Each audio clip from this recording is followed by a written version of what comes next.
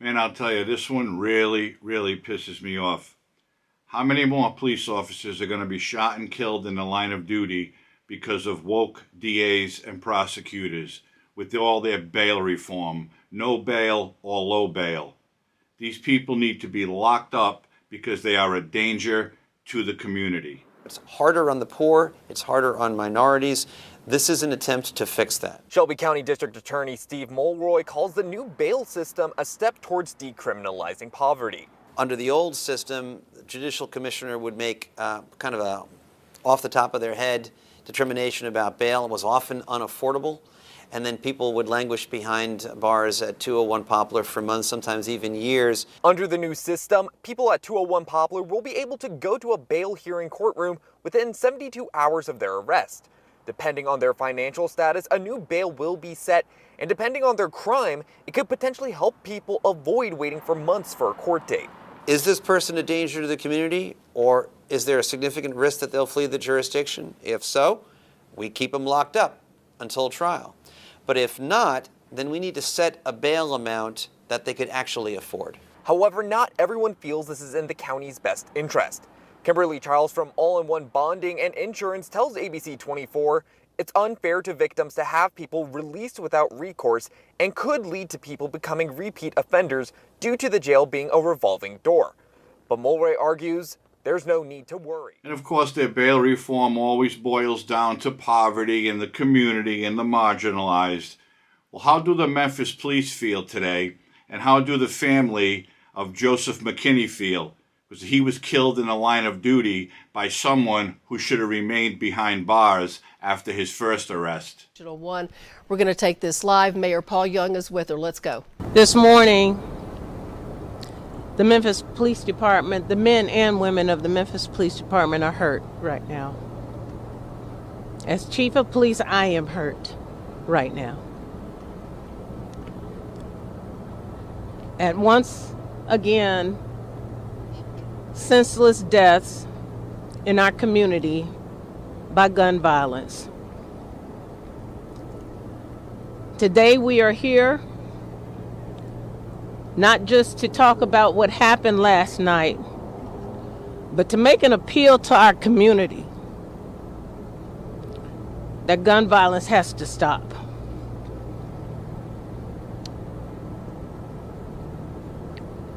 At approximately 2 a.m., officers responded to a suspicious vehicle call at Horn Lake Road and Charter Avenue. When officers approached the vehicle, they were fired upon by the occupants inside. Officers then returned fire. At that time, the suspect took off, and MPD officers pursued the vehicle for a short distance, where the vehicle stopped in the area of the 400 block of Hewlett Road. The two suspects were apprehended at that time. One suspect was taken into custody immediately. One fled the scene and was located nearby.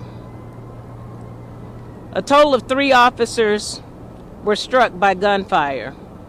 Tragically, one of our officers lost his life. That officer is Joseph McKinney. He was assigned to the range station, Alpha Shift. The second officer was brought here to Regional 1, but thankfully, he has been upgraded to non-critical condition and he's doing well. The third officer was treated on the scene and is in stable condition. One suspect was 18 years old, and the other suspect is 17 years old. Both suspects were transported to Regional 1 in critical condition. Both of them sustained gunfire as well. One suspect has been pronounced deceased. The 18-year-old suspect was arrested in March 2024 by MPD in a stolen vehicle with an illegal modified semi-automatic weapon with a Glock switch attached. The Glock switch converted the weapon to a fully automatic machine gun. He was also charged at that time for 2 stolen vehicles and having a programming device commonly used to steal cars. The suspect was released at that time without bond. And there it is. You heard the interim police chief. Officers responded at 2 a.m. to a report of a suspicious vehicle. When they arrived on scene, they were immediately fired upon by the suspects in the car, and the car took off. The officers gave chase. The car stopped. One ran, and he was caught after, and the other one was caught on the scene. 1 police officer was killed. 3 were shot. But what gets me the most about this story and what pisses me off the most is the 18-year-old suspect. He was arrested in March of this year for having a stolen vehicle and an illegal firearm in his vehicle modified to turn into a fully automatic weapon. Now, you heard that guy in the beginning, the woke DA. If the suspect is deemed a danger to the community, they'll remain behind bars. That just shows you that his story is bullshit. They don't care that these people are a danger to the community. All they are trying to do is say, look what we're doing. We're helping everyone. We're trying to reform people. These people cannot be reformed. Some people belong in prison because they are a danger. And that 18-year-old is one of them, okay?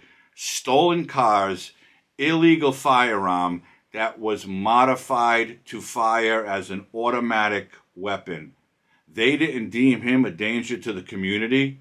They didn't think he should remain locked up because he's a danger. Oh no, they let him out the same day.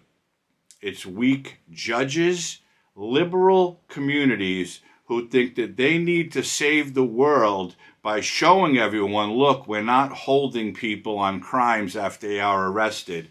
So now we have Joseph McKinney, a Memphis police officer who was killed responding to a call, all because of woke liberal policies by weak on crime DAs and prosecutors and judges for that matter.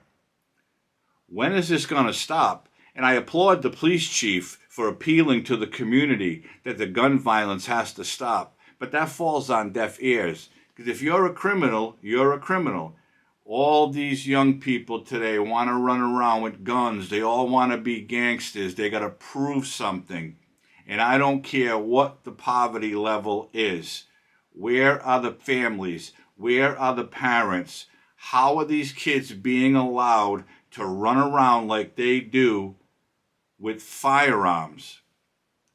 Yeah, you can blame the parents because that's part of the problem. It all starts at home. If your kid is a troubled kid, you need to do something about it. You need to make sure that kid gets the help that they need. But the people don't care. We all saw Dexter Reed, right? Oh, my son was only going out for a ride in his new car. He said, Mom, I'm going out for a ride. Yeah, pulled over by the police, and he shoots a police officer, so they kill him. He got what he had coming to him, okay? But that police officer, McKinney, doing his job, protecting his community, was killed because of woke, weak liberals. That is the bottom line here. And I can say it till I'm blue in the face because it falls on deaf ears. But the bottom line is this.